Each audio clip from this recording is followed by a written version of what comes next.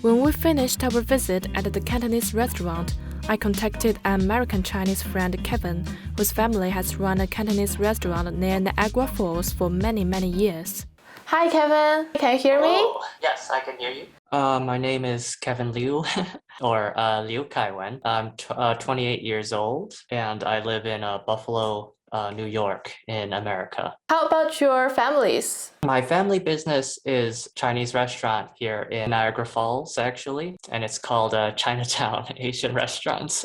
So we make a mixture of sort of like a Chinese fusion style. We have like traditional old-fashioned dishes and then some. If you go to every different Chinese restaurants, you always sort of get the same standard fare in America. Like hot and sour soup and egg drop soup is very well known. Wonton soup is very obvious. General Tso's chicken or beef with broccoli. I definitely prefer the authentic Chinese food, but I am very used to American Chinese food just because my dad has learned how to make it very well. It's fit to the general American aesthetic. But there are still some places that have authentic Chinese food. You go to the more cosmopolitan cities in America where there's a huge Chinatown, and they actually have pretty good chefs that started restaurants in those areas. Because growing up in America, I only sort of get a picture of Guangdong.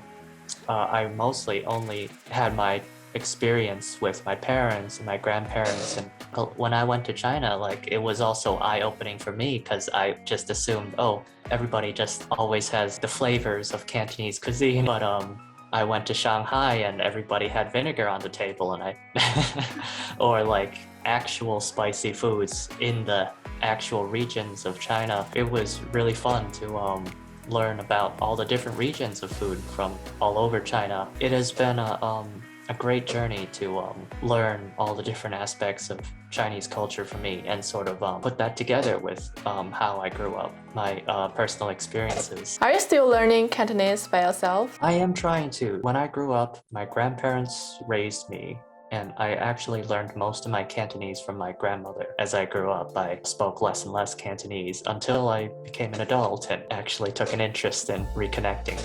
My Cantonese culture most comes through in relationship to understanding my past and understanding my family and understanding where I come from and what I'm carrying with me. Like even as open as America tries to be, like there is still like cultural understandings that are different between the average American and my own upbringing. And a lot of growing up for me has been coming to terms with those differences. I was sort of more isolated in America because of having different cultural identities than the rest of my peers. Like finally reconnecting with my heritage and trying to learn more about Chinese culture, I get this better understanding that there is so many more people that just across the ocean, that like this is still where I came from and this is where all of those traditions go back to. I still really remember, like my grandmother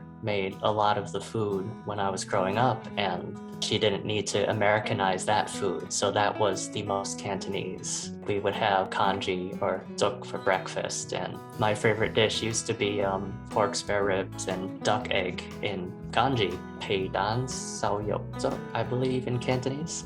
My grandmother most appeared like she made the New Year's spread. A lot of them I don't eat anymore because I'm vegetarian. But like a lot of them, it just reminds me of all the happy memories. So yeah, it's sort of been like an integral part of like my processing of my childhood. I'm really touched when Kevin tried to reconnect with his cultural origin. Even though he was born and raised in America, he valued his Chinese heritage. He's still learning Cantonese and preferred the more authentic Chinese food. This is a precious tie between him and his ancestral home in China. Exploring the local food is one of the best ways to understand the culture and history of a people. Now, we have more policies supporting culinary exchange, like the Cantonese Chef Project promoting Cantonese cuisine outside Guangdong and outside China. For an ordinary foreigner, the first impression of Chinese culture may come from Cantonese cuisine in their local Chinatown. There are more different styles of Chinese cuisine popping in Chinatowns all over the world, like Sichuan hot pot and Shanghai soup noodles, for example. This exchange is critical for international communication of Chinese culture. Thanks for joining this journey with me. See you next time.